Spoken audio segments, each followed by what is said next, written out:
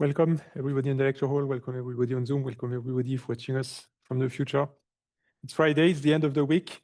Halloween is gone, and yet I'm still going to do some theory in front of you, but we'll take it step by steps, because I know that some of you are mathematicians, but not everybody is a mathematician.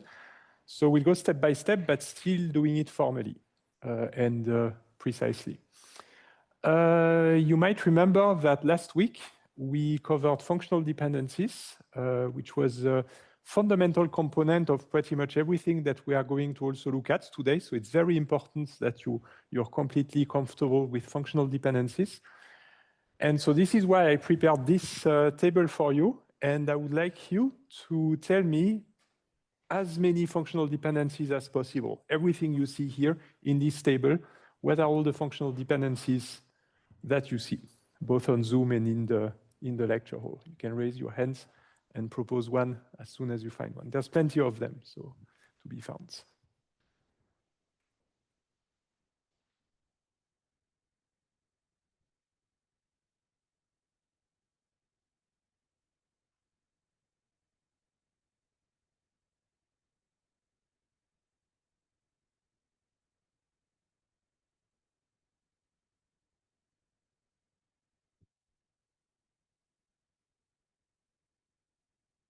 Yes? A and E? Yes, so you basically gave A and E in what order, would you say? So what depends on what? It doesn't matter, meaning both directions, right? So indeed, absolutely, they're in fact equal, right? In terms of functional dependencies, that means that A functionally implies E, and E functionally implies A, right? So it goes in both directions. I say functionally implies as a shortcut for the arrow, because if I say E is functionally dependent on A and A is functionally dependent on E, it reverts, it's not natural because it's the other direction, right? So you're absolutely correct. So we have A to E and E to A, right? Any other?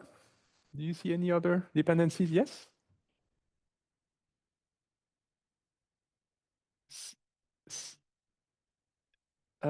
Can you repeat, please? C and? D and E, yes. So you take D and E together, yes. And that goes to C, right? I think I agree. You see A and X, they lead to 1. B and X, they lead to 2. C and Z, they lead to 1. So you're absolutely correct. So we say that DE functionally determines C, right? That is correct. That's another one. Do you see any others? There's plenty all over the place. Someone in Zoom said also C and D, just C and D. Just C and D? So C and D, C and B or C and D? C and D. So if you just look at C and D, yes, you are correct that you also have, they're equal also, just like A and E. So you can say that C functionally determines D, and D functionally, only in one direction. D functionally determines C, but not the other way around. Do you agree? It only goes in one direction, this one. You can see that D goes to C. So A is mapped to 1, B is mapped to 2, and C is mapped to 1. Who sees it doesn't go the other way around? Right? Very good. Because 1 would be mapped to both A and C. So it doesn't go from C to D. It only goes in this way, from D to C. Absolutely. Any others? What about attribute B? Yes, go ahead. B to literally everything. Absolutely. B is actually special. How can you tell that it goes to everything, B?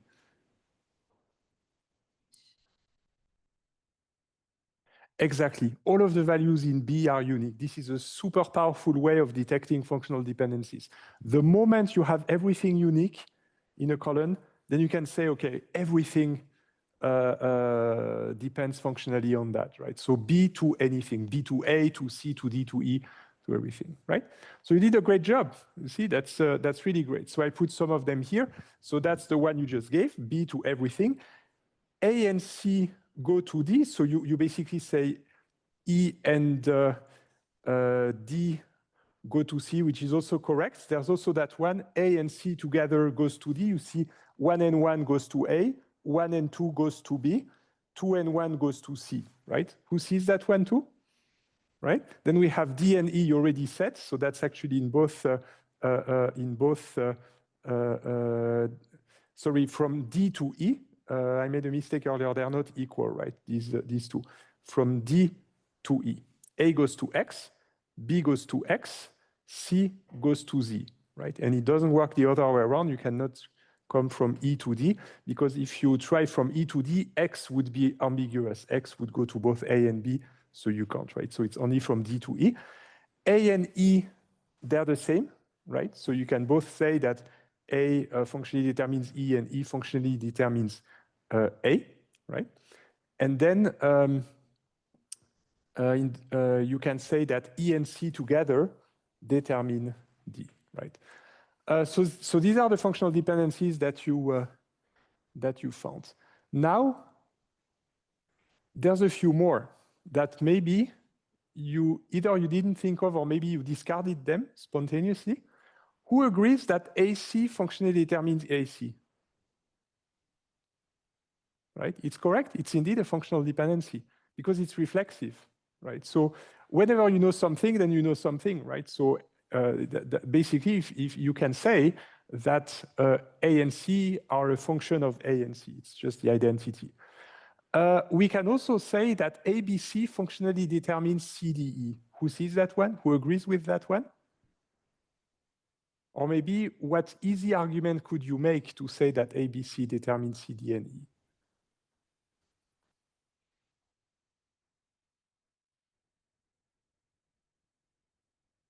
Yes?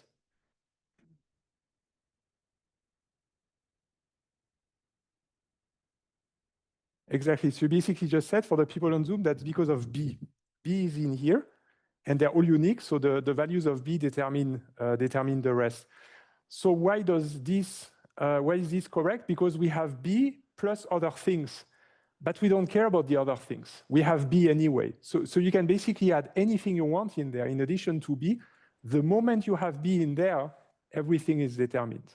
So I put CDE, I could also have put A and so on, right? So when you have a functional dependency, you can also add stuff on the left. It doesn't change anything. Who agrees with this one? Okay, very good. Why is this one correct? The one on the right? How can you easily tell without even looking at the table? The last one. Who agrees you don't need to look at the table to say that the last one is correct, functional dependency? You agree, right? Because the right-hand side is a subset of the left-hand side, right? So I'm basically saying that A is a function of A, B, C, D, E, right? And that's trivial. That's basically always the case that you basically have a quintuple here, and A is just taking the first component of the quintuple, right? So it also applies. So you see that there are functional dependencies that are interesting, like these ones, and then there's functional dependencies that are just there, right? They're trivially there, but they are nevertheless also functional dependencies, right? Very good. So you're all aligned on functional dependencies, yes? One question asking if we can also say all of A, C, D, E determines B, if B determines all of the things else. So let's look at it together. So here we need to look at the table to say if that's the case. So we have here 1,1AX that would determine 2. But do you see that we have 1,1AX here too, but B is 4? Who sees that this is a counterexample that shows that A, C, D, E does not functionally determine B? Who agrees with that? The first and the third tuple are basically a counterexample of that. It's much easier to show that a functional dependency does not apply because all you need is a counterexample. Showing that it applies is a bit more complex because here you really need to look at everywhere. Okay? Who is with me on functional dependencies? Right? Okay. Now, I would like to zoom in on B, the specific case on B where all the values were unique, because that actually brings us to the next concept that I would like to give you, which is the concept of a super key. Concept of a super key. In fact, B here determines ACDE, right? Because you could basically say that because all of its values are unique. Do you agree that if B functionally determines ACDE, then it also functionally determines ABCDE, right? I can also add B. It determines itself too, right? Who agrees on that, right? So what does that mean? I basically have a functional dependency where the right-hand side right here has everything, absolutely everything. So we just found a set of attributes. In that case, it's a singleton with just one, but it could be more than one, that determines absolutely everything. It means it determines the entire tuple. Knowing the value of B, you can tell the entire tuple. This is a super key. Now I have the math that says exactly the same thing, but it just formalizes it. So you have if you have a subset of attributes K, so K is a set of attributes, we say that it's a super key if we have the functional dependency that K functionally determines everything, all the attributes in R. Who understands that, super key? Right? That's exactly the same definition where I made it explicit. So basically, I took a subset ABC. This time I didn't call it K. I explicitly say that's the set ABC. So it's a super key when, if you take any two tuples in any two records in your table, and these records match on your super key, right? So they match on A, they match on B, they match on C, so they match on the super key. If they match on the super key, then they're the same. Right? That's really saying the super key uniquely identifies the tuples. Right? So if you find two tuples that have the same value, they completely match. Not just a few other attributes match, all of them. The entire tuples are the one and same tuple. We can say T equals U because of set semantics, right? We never have two tuples that are the same, that are distinct and the same because of set semantics. So if the tuples match on all attributes, then they are the same tuple because the table is a set of maps. Who is still with me? Right, very good. So it means that if you want to identify tuples or check if they are the same tuples, it's enough to look at A, B, and C, if A, B, C is a super key. You basically say that there's enough information in there to identify any tuple. Okay, so all these slides basically say the same things, but just in different way. Can anybody spot a super key in here? Oh yes, we have a question, go ahead. I'm going to come to that. So we are introducing super keys, and then candidate keys, and then primary keys. That's all the way to the primary key, and in the end, I tell you what a primary key is. But actually, you will understand very soon the difference in just probably 2 slides. Do you see any super keys in here? Maybe you can use the same trick you used earlier, right, to spot one. For B, what trick did you use for B to see that it was a super key? Yes? The product, yes. In this very table, the product column has 5 values, they're all different. So you can say it's a super key, right? Because knowing the product, you know the tuple. If I tell you the product is 4K TV, then you know it's the 4th tuple. There's only this one, right?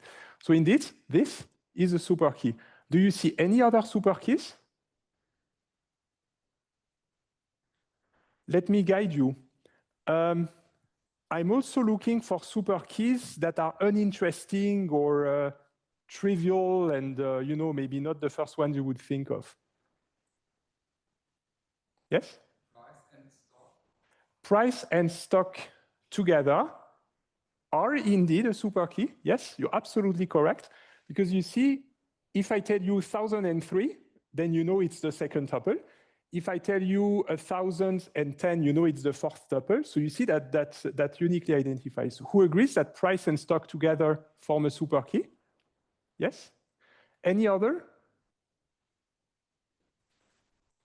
Yes? Yes, exactly. So I'm repeating so that the people on Zoom understand. Every set of attributes that contains product is a super key. Who agrees with that? Right? That's a super key, that's a super key, that's all a super key, right? Now you see the difference with the primary key, right? That a super key is something less strict because that can also be, in fact, all of the attributes. Who also agrees that the set of all attributes of a table is always a super key as well in the set semantics, right? If you know all of the values, then you know all of the values, right? Yeah, so that's the case, yeah? That's not a super key, that's not a super key, there's duplicates in there. For a single attribute, you just look at duplicates. That's not a super key because 10 and 10. Price and stock together are a super key. I don't know if I have that one on the slide, but you're absolutely correct about that as well, right? So we have a theorem. The set of all attributes of a table is always a super key, right? In fact, if you look at the definition, if I go earlier on the definition of a super key in here, that you basically say that if they match on the entire super key, then they are the same. You're basically saying if they match on all attributes, then they match on all attributes, right? So the statement is just trivial. Okay. The set of all attributes of R is always a super key of R. Do you see that that means there's always at least one super key? Right? There's always at least one because in the worst case, you just take all of them, right? Okay, so that's a super key. You agree that wouldn't be a primary key, right? This one. So that's an example where they differ. So basically the primary key must be a super key, but the super key might not be the primary key of the table. Right? Do you agree with that? Yeah, awesome. So let's continue then. Yes? Someone asked, so it's like a continue of something, but first they asked, they didn't understand why A, B, C, D, E to A, so determines A. Mm-hmm. And then I said, because B is a super key. And then there's another question. He said, you mentioned A being a subset of A, B, C, D, E, and this is what helps to understand without looking at the table. Yep. And this is what he found difficult to understand. Okay, okay. So let me come back to this. This is something that I also speak about again in maybe 20 minutes or so with the actions. So let's come back to this one to make sure to address the question. So you're basically referring to this one right here, right? So there are several reasons why it holds. One of the reasons you mentioned correctly is that B is in there and B is a super key, right? But that, I need to look at the table for that because I only know that B is a super key because I looked at the table, right? But I also said, indeed, that this one, you don't need to look at the table to say that it holds anyway. And the reason I can say is that what I have on the right is also on the left. A is also in here. So one way to formulate functional dependencies is by saying it's like you play a game. There's a table in front of us, and I'm telling you a few values for the attributes on the left. For example, I'm telling you the values for A, B, C, D, E, and I'm asking you, can you tell the value for A? Right? That's an equivalent way of saying what a functional dependency is. If I give you A, B, C, D, E, can you give me A? And of course you can give me A because I've just told you A. I told you not only A, but also B, C, D, and E. So you just need to repeat what I've just told you, right? So basically, knowing A, B, C, D, E implies that you know A. Or in terms of functions, you remember that we say it's a functional dependency because the right-hand side is a function of the left-hand side. Do you agree that in the case of A, B, C, D, E functionally determines A, my function would just take the first component of the quintuple, right? So A, B, C, D, E would be a quintuple, and the function that maps it to A would be the first component. The first value in that quintuple corresponds to A, right? That would be my function, right?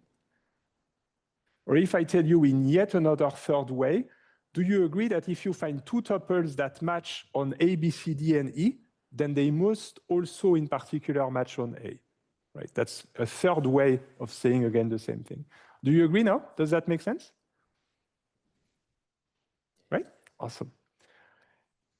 Okay, but I'll come back to this about the idea that it's a rule actually, and I'll come back to this.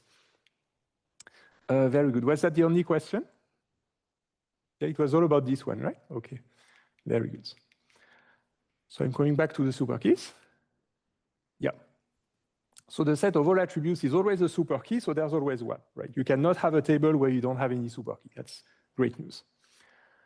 The next thing that I would like to tell you, and here it's a bit orthogonal to functional dependencies or super keys. I told you that tables have a life, right? The table is not just frozen. When you have a website and you're selling things, then people order things, people register, people deregister, people get the order delivered and so on, people pay. So your database keeps changing, right? So you have tables that have a schema, that have columns, that have types, but the data keeps changing. So that means that the table is alive. The table also keeps changing. And we have a name for that. When the table keeps changing within the same schema, we call it a table universe. It's a set of plenty of tables that belong to the same schema. It's basically all of the tables at plenty of points in time, right? We could have millions of them. Let's say you take the Amazon database of products over 20 years. Do you agree there would probably be billions of different states of the table with all the orders that people placed, and every second there's plenty of orders? Who agrees with that? Right? Okay. So that's what we call a table universe. That's basically the idea that when the designer of the database is designing the schema and they are thinking of the functional dependencies and so on, they don't just look at one table that would be an example. They also have in mind all of the millions of different tables that through time could, in the way that it would evolve. So this is this. And given this, we basically extend the definition of functional dependencies and of super keys to the table universe. So far, I told you for this specific table, we have this functional dependency, or for this specific table, we have a super key. So now I'm extending that, saying that we have a functional dependency that holds for a universe of table. Very simple if it holds for all of them. Right? That basically constrains the entire universe. The same for a super key. I'm saying that K or S here is a super key of the table universe when it is a super key of every table in the universe. Right? Who is with me? Right? So you can see them as constraints. These functional dependencies or these super keys, they constrain the kind of tables that you can have in your universe, because this functional dependency or this super key, that must hold at all times for the entire table universe. This is the same slide. I just replaced S and T with ABC and with DE, right? Just to make it explicit when I have an actual thing. So I'm basically saying that if I have a table universe on 5 columns A, B, C, D, E, then I'm saying that the table universe has this functional dependency that ABC functionally determine D and E, if that's the case for every table in the universe. And I'm saying that ABC is a super key because you can see it's a super key if that's the only 5 columns. If the only 5 columns are A, B, C, D, E, then ABC determines DE, but it also determines ABC, so it determines A, B, C, D, E. So it's a super key. And then we say it's a super key for the universe if it's a super key for every single table in that universe. So it's just an extension. Right. But there is a bit of a warning here that is very important to understand. Because there are cases where, as the table evolves, people place orders and your inventory evolves and so on. By accident, you might have an attribute or a set of attributes that normally wouldn't be a super key, but that happen at some point in time to be one. An example of this is the stock. That's the inventory, right? It's how many we have in the warehouse, right? So we have 10 phones, 3 laptops, 2 TVs, 9 4K TVs, and 4 headsets. Do you see that right now for this very table, I'm not saying for the universe, just for that table right here, stock is a super key. Who agrees? Right? The values are unique, so it's a super key. Who agrees that's not the intent, that's just an accident, that it's a super key? Right? We are just lucky that the numbers in the inventory are all unique, but maybe in the next second where a customer orders a phone and it comes down to 9, then it's no longer a super key. Right? Who sees that? So that is by accident. So there's the super keys that hold for the entire universe and for every table, but you might have here and there some super keys just for a few seconds because of a coincidence in the values that would be a super key. And so basically, I gave you an example here with 3 different time snapshots. So this is the table, and then a few seconds later, and then a few seconds later. Normally, most of the time, it's not a super key because there's no reason why it would be a super key. But by accident, once in a while, it's a super key. And then it's again not a super key. Do you agree that in that case, we cannot say that stock is a super key of the universe, right? We could only say that it's a super key of that universe if it were always one. But it's not one here. It's not one here. So we cannot say that, right? Who agrees? Right? So the way that I think about these things, because you thinking of a universe of millions of tables can be a bit overwhelming. When the database designer is designing their schema, they work on samples. They have a sample table with fake data that they put in there. And so basically, if you design your table in this way and you're populating it with fake data, you should make sure that your sample data would not be like this. You should make sure to put your samples in such a way that you don't get some accidental super keys like this. That could be a sample. That could be a sample, but this one you should avoid because you would incorrectly, it might lead you to incorrectly assume that this is a super key when it's really not. There's absolutely no reason why it would be one. Okay. Who is still with me? Okay. And here I'm giving you a characteristic property of a super key, but that's not going to be a surprise because you already figured it out already at the beginning of this hour. It's very easy to see when a set of attributes is a super key or not. Just look at whether the projected tuples for that set of attributes are unique. And that's how you know, right? So in that case, you did it with only one attribute. You saw immediately in that column, all of the attributes are unique. That's also true for multiple attributes. Try to take just the columns corresponding to the attributes and see if anything repeats within just these columns. And if nothing repeats, then you have a super key. That's it. Right? And if things repeat, then you know it's not a super key. Right? That's because that doesn't identify the tuple then. Who agrees with this characteristic property? Okay, very good. So that's a way that just looking at the table you can tell. Is everybody with me on functional dependencies and super keys? Okay, so now we're getting one step closer to the primary keys because you asked for them, and also last week some people were asking for them, so they are coming, the primary keys. But we need one more thing on the way. We need the notion of candidate key, and then we'll go to the primary keys. So let's go into candidate key. I'm throwing the math at you, and then I'll show you. So if I'm throwing the math at you, that's basically formally simple. A candidate key is a minimum super key, a minimal super key, more exactly, a minimal super key. What I mean with that is that you can't remove any attributes anymore. The moment you take away one of the attributes, it's no longer a super key. Right? Then you have a candidate key. If you have a super key, but some of the attributes are superfluous, so you could still remove them and it's still a super key, then you don't have a candidate key. So the candidate key is the specific case of the super key where you have removed everything you could remove and now there's nothing that you can remove anymore. Right? So it's a minimal super key. Who is with me? Right? I have examples, of course. So even if the formalism scares you, don't worry. So let's do it in here. What are the super keys in here? Not the candidate keys, the super keys. There's one you should say immediately because there's one super key that's always obvious. That's always there, right? So what is the obvious one?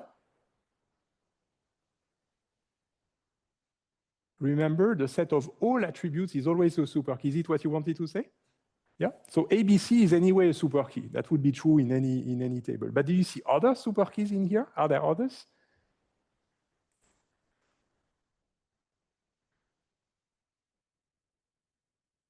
Yes.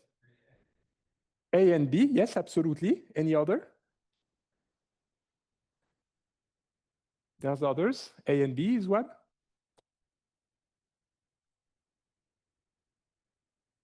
Yes. A and C is also a super key, and yet another one. Yes. B and C is also a super key.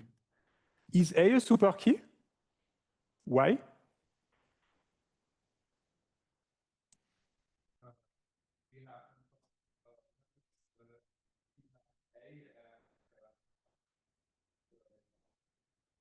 That is correct. A is not a super key because it's not unique. You have twice the value A, so that doesn't identify a tuple. So you can say A is not a super key. B is also not a super key. It also repeats. Lowercase c happens twice in B. And do you agree that C is also not a super key because 1 happens twice, right? So it means that this is a super key, this is a super key, this is a super key, this is a super key, and that's all there is, right? These are all our super keys. What are the minimal super keys? What are the candidate keys? Let me formulate it differently. Is ABC minimal? It's not minimal, right? Why is it not minimal? Yes?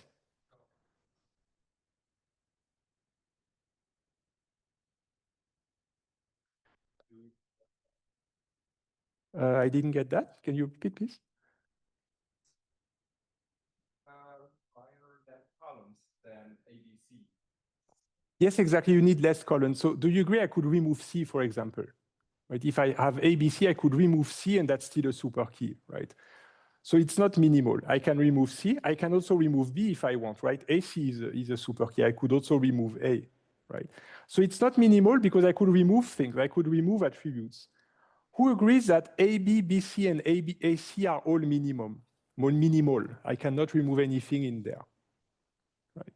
Because if I would remove something from AB, I could either get A, but we know it's not a super key because it repeats, or I could remove A and then I would have B, but it's also not a super key because it repeats. So I can't remove anything in here, right? So that's a minimal super key, so it's a candidate key. This one I also can't remove anything, I can't remove anything, and here I can remove stuff. So these three are basically my candidate keys. These are my 3 candidate keys, the ones where I can't remove anything anymore. Who agrees with me? Right? Very good. Okay, so can you give me the candidate keys in here, or maybe some of them? Well, there's one obvious candidate key that you could maybe immediately give me.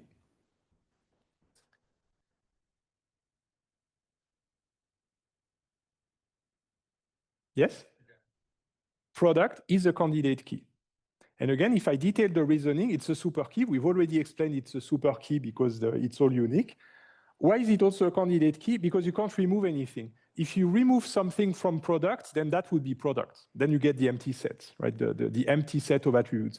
But you surely agree that since we have 6 records in there, if I just look at nothing, so the empty set of attributes, that doesn't identify anything, right? So product is minimal. It's a minimal super key, and thus it is a candidate key. Who agrees? Right? Very good. So indeed, that is a super key, and it's also a candidate key because you can't remove anything. That is also a super key, right? Actually, if I add stuff to a super key, it's still a super key. But you agree this one is not minimal because I can remove price. This one is also a super key, but it's also not minimal because I can remove price and category. This one is also a super key that is not minimal because I could remove price, category, or stock, or I could remove product and category, right? Because we said that stock and price. Oh, sorry, not in that case. I changed the data. So in that case, the stock and price is not a super key. By the way, it means that when we said earlier stock and price is a super key, that was an accident. It was accidentally a super key, but that's another table in the same universe where stock price would no longer be a super key. Just because I changed the data, the table changed. There is one question asking, if the table is empty, is there a super key? Yes, in fact, if the table is empty, everything is a super key.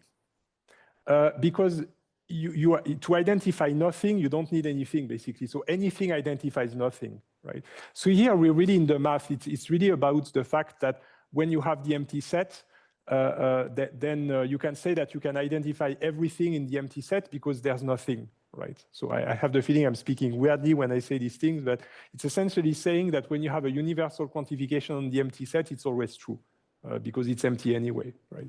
So if I say I have the empty set and everybody in the empty set is the king of Great Britain, then you would say that's true because it's the empty set, right? So I can say whatever I want on the empty set, right? So that's the idea. So if you have an empty table, then you can say that anything is a super key, absolutely anything. The same goes if the table has only one record, by the way. If the table has only one row, then you can also say that anything is a super key because there's only one row anyway. So if we play the game and I ask you to identify it, I don't need to tell you anything. There's only one record. So you would tell me, okay, this is the one record. Right? Who is with me? Right? Very good. But here we're touching the corner cases, right? But for the mathematicians, the corner cases are very important. That also has to be true for empty or singletons. Okay. All right, so this is a super key, but it's not minimal. So it's not a candidate key. This is not a super key. It repeats. This is also not a super key because it repeats. Again, I changed the data in there, right? I made it repeat. So this repeats in here. It's exactly the same. And I also made it repeat here. So you see these two here, the projections on the three are the same. So it repeats. It's not unique. So it is not a super key. That's also not a super key, also not a super key, also not a super key. So basically, that's the only candidate key, in fact. This is the only super key for which you can't remove anything. That's the one. Okay, who is with me? Okay, very good. Now, I will address a misconception that happens every year. And since it happens every year, I thought I would add a few slides to explain that misconception when I say minimal.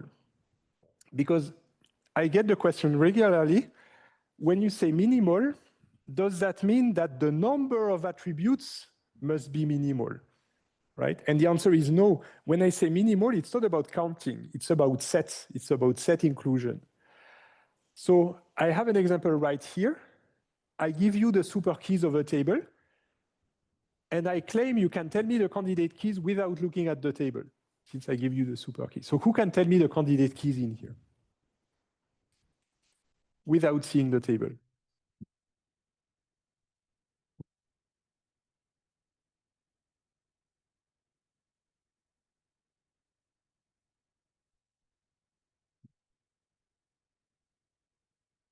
The minimal super keys, where you can't remove anything without it stopping to be a super key.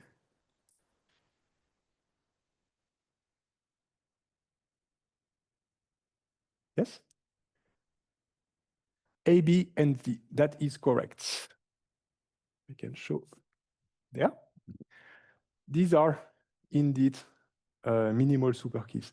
How can you tell? Well, this has A, B, so you can remove C. Here you can remove this, you can remove this, you can remove this, this you can remove, you can remove this, you can remove this.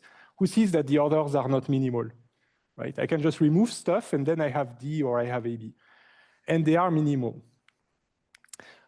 Before I move to the next slide, do you see that it's not about the count? It's not about the number of attributes. Because if you just look at the number of attributes, you would think, okay, there's 2 in here and there's 1 in here, so the minimal would be 1. But no, that's not what it means when I say minimal. What I mean when I say that AB is minimal, even though it has more than in here, I'm saying I cannot remove A and I cannot remove B. This is what I mean with minimum. So it's minimum in the sense of the set inclusion, right? We call that lattice in mathematical terms, but I don't want to annoy you with that, right? Okay, so these are the two candidate keys, and they don't need to have the same number of attributes. We can have that. Who has heard of DAGs, directed acyclic graphs? Never heard of them? They look like this. So basically, whenever you have sets like this, you can draw them in a graph. So these are all like ABC, ABD. You can put them in a graph like that, and then you can put some arrows when they are included. So you can basically say that you have ABC to B when you remove stuff, basically. So I just put all of the arrows, starting with everything, and then when I remove something or a few attributes, I get there. And so what I mean with minimal is that it's basically the ones where it stops, that doesn't go further in there. So AB would be 1, D would be 1, and the others wouldn't be minimal because you could follow arrows and remove attributes. That is called the directed acyclic graph in computer science. You can forget about this. I'm just saying that if you want a visual, I don't ask you to know what a DAG is. Do we have any physicists in here? Right, so that's what you have in special relativity when you have these causal dependency graphs with events in space-time, maybe flat space-time to not have cycles, flat space-time, then basically this is essentially special relativity in terms. So this is the fact that you can have several minimal super keys in here is akin to saying that you can have space-like separation. So they don't need to all be to have a straight line for time. Parenthesis close. If you're not a physicist, you can just forget what I just said. Okay. So who now is comfortable with super keys and candidate keys? Right? Very good. So now I have good news for you, is that there's a theorem that says that no matter what table you have, there's always at least one candidate key, right? The proof is actually very easy because it's based on this. We know there's at least a super key, the one with all attributes. Then you can take this graph, this DAG, this directed cyclic graph. You will always find something at the bottom, right? Because there's a finite number of nodes in here, and there will always be those that don't have any arrows that leave them. It always exists. So you will always find at least one. For whom is that intuitive? Right? Okay. All right, and by the way, that gives you an algorithm, right? So you start with all attributes, and then you try to remove attributes all the way until you can't remove attributes anymore, and then you have a candidate key. Okay, very good. So there's always at least one. That's the first very good news. And the second very good news, and here again, that's basically the statement you made at the very beginning of today's lecture when you say that B functionally determines all of the others. Because if you see one column where all the values are unique, you can immediately say that it's a candidate key. Immediately, right? Who agrees with that, right? There's just one little thing that the mathematicians would ask me to say that only works if there's at least two records. Because if there's less, then the empty set would be a candidate key. So I'm basically careful with what I say.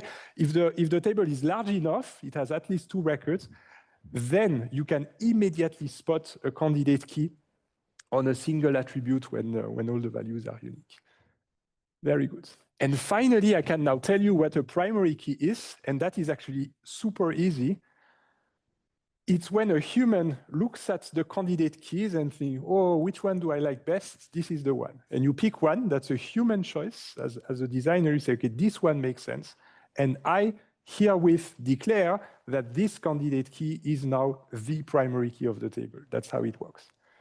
So that's the link with super keys. The super keys are just anything that is sufficient to identify a tuple. Then you try to clean things up by removing useless attributes to find the minimal ones. And then you decide that this one makes sense as the designer of the database. Okay, so in that case, for example, if I look at the table, I added one column here because usually we have IDs to identify the products, like product IDs. If I look at that table as the human designer, sorry, this one, you agree that name would be a candidate key, right? It has all unique values. PID would also be a candidate key. But as a human, when I look at that table as a human, I think that it makes more sense to use the column that was specifically designed to be an identifier rather than the name. How do I know that? Because that could be accidental, right? Maybe it could be that I have products that have different IDs that happen to have the same name. That could happen by accident. So as a human, I'm just making the call that this is more meaningful to have this one among these two candidate keys. I choose PID as my primary key, right? Primary key is always in the singular. There's one. That's the one you chose. That's one primary key for a table. That's yet another example of human decision. Do you agree that customer ID is a candidate key? Right? They're all unique. So it's a candidate key. Who agrees that first name plus last name for that table is also a candidate key? Right? It's a super key because the combinations are unique. And you can't remove anything because I had duplicates in there on purpose. I have ADA, and I have Euler. So I basically made it sure that you can't remove anything. But do you agree that as a human designer, it makes more sense to have the customer ID or a social security number or something like that, rather than use the first name and last name of a person to identify them, right? Imagine you're the tax office and you decide to identify people just on first and last name. Do you imagine what's going to follow? The management, that's all going to be broken, right? So that's a human decision. All right, so thank you very much. I'll see you in 15 minutes, and then we'll continue with this beautiful theory.